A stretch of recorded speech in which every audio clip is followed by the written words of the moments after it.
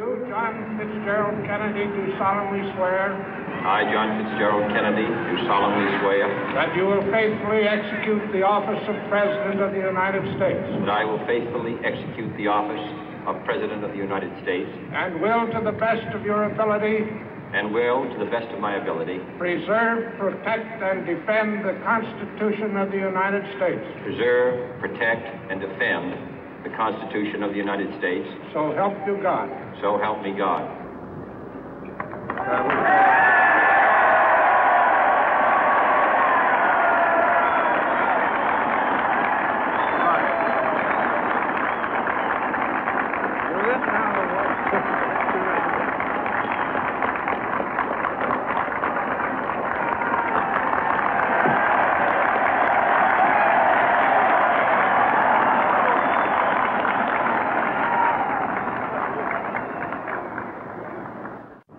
Vice President Johnson, Mr. Speaker, Mr. Chief Justice, President Eisenhower, Vice President Nixon, President Truman, Reverend clergy, fellow citizens. We observe today not a victory of party, but a celebration of freedom, symbolizing an end as well as a beginning, signifying renewal as well as change. For I have sworn before you and Almighty God the same solemn oath our forebears prescribed nearly a century and 3/4 ago. The world is very different now, for man holds in his mortal hands the power to abolish all forms of human poverty and all forms of human life.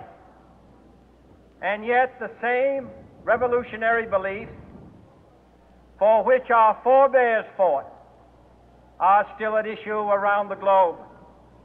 The belief that the rights of man come not from the generosity of the state, but from the hand of God. We dare not forget today that we are the heirs of that first revolution. Let the word go forth from this time and place to friend and foe alike that the torch has been passed to a new generation of Americans born in this century, tempered by war, disciplined by a hard and bitter peace, proud of our ancient heritage, and unwilling to witness or permit the slow undoing of those human rights to which this nation has always been committed and to which we are committed today at home and around the world.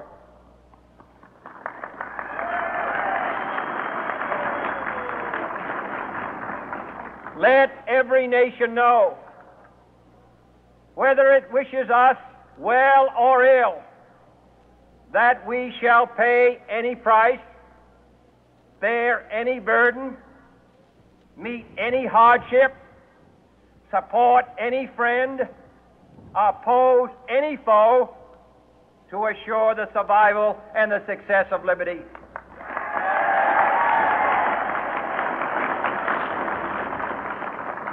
This much we pledge and more. To those old allies whose cultural and spiritual origins we share, we pledge the loyalty of faithful friends. United, there is little we cannot do in a host of cooperative ventures. Divided, there is little we can do, for we dare not meet a powerful challenge at odds and split asunder. To those new states whom we welcome to the ranks of the free, we pledge our word that one form of colonial control shall not have passed away merely to be replaced by a far more iron tyranny. We shall not always expect to find them supporting our view, but we shall always hope to find them strongly supporting their own freedom, and to remember that in the past, those who foolishly sought power by riding the back of the tiger ended up inside.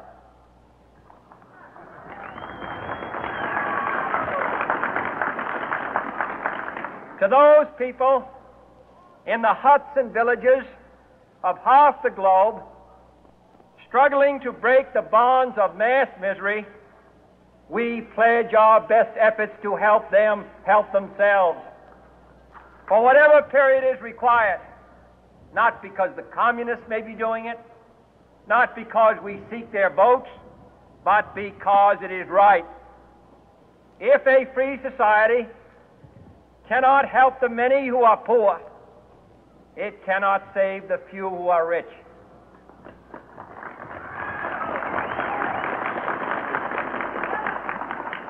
To our sister republics south of our border, we offer a special pledge to convert our good words into good deeds, in a new alliance for progress, to assist free men and free governments in casting off the chains of poverty.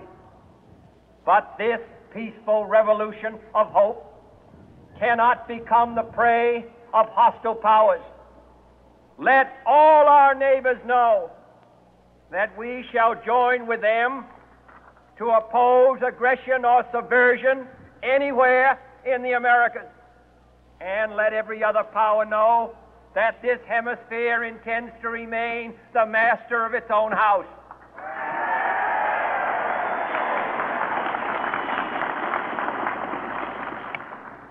To that World Assembly of Sovereign States, the United Nations, our last best hope, in an age where the instruments of war have far outpaced the instruments of peace, we renew our pledge of support to prevent it from becoming merely a forum for invective, to strengthen its shield of the new and the weak, and to enlarge the area in which its writ may run.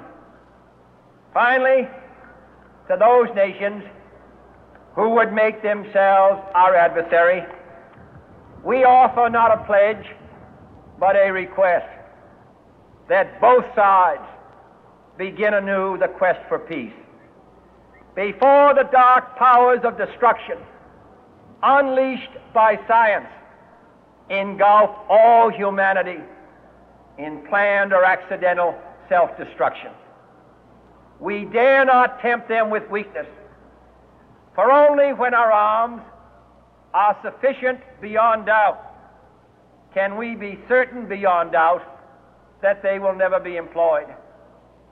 But neither can two great and powerful groups of nations take comfort from our present course, both sides overburdened by the cost of modern weapons, both rightly alarmed by the steady spread of the deadly atom, yet both racing to alter that uncertain balance of terror that stays the hand of mankind's final war. So let us begin anew, remembering on both sides that civility is not a sign of weakness, and sincerity is always subject to proof. Let us never negotiate out of fear, but let us never fear to negotiate.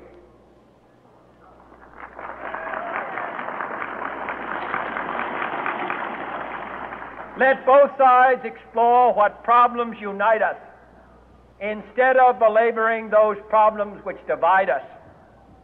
Let both sides, for the first time, formulate serious and precise proposals for the inspection and control of arms, and bring the absolute power to destroy other nations under the absolute control of all nations.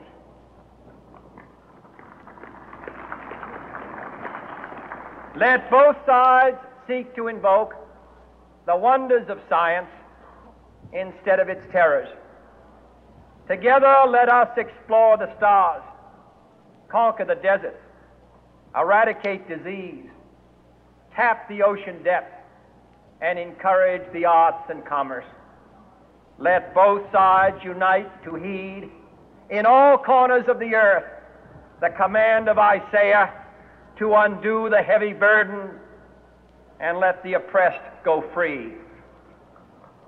And if a beachhead of cooperation may push back the jungle of suspicion, let both sides join in creating a new endeavor, not a new balance of power, but a new world of law, where the strong are just and the weak secure and the peace preserved.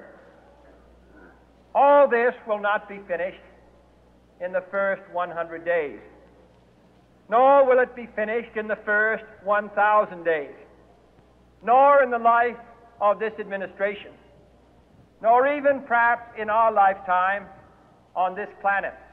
But let us begin.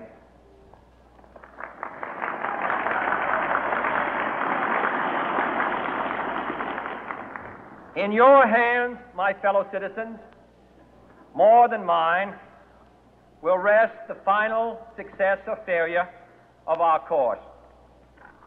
Since this country was founded, each generation of Americans has been summoned to give testimony to its national loyalty.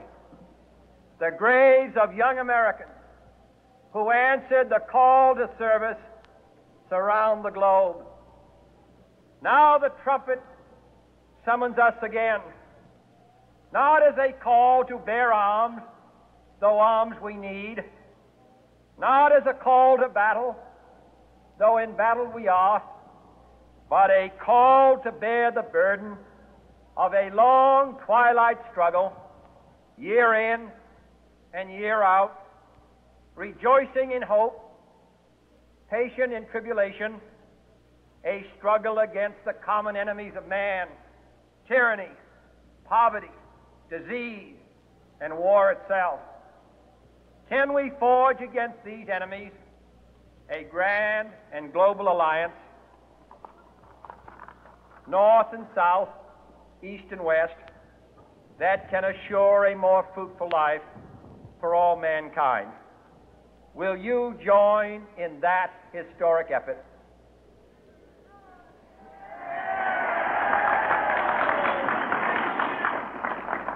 In the long history of the world, only a few generations have been granted the role of defending freedom in its hour of maximum danger. I do not shrink from this responsibility. I welcome it.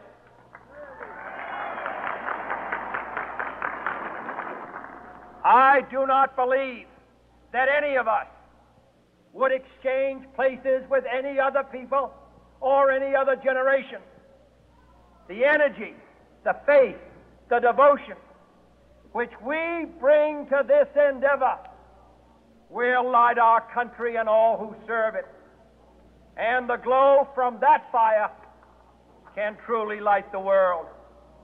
And so, my fellow Americans, ask not what your country can do for you, ask what you can do for your country.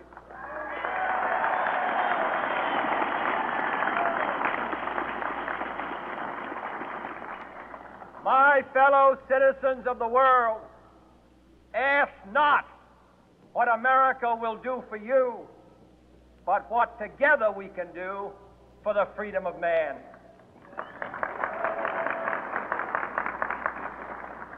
Finally, whether you are citizens of America or citizens of the world, ask of us here the same high standards of strength and sacrifice which we ask of you.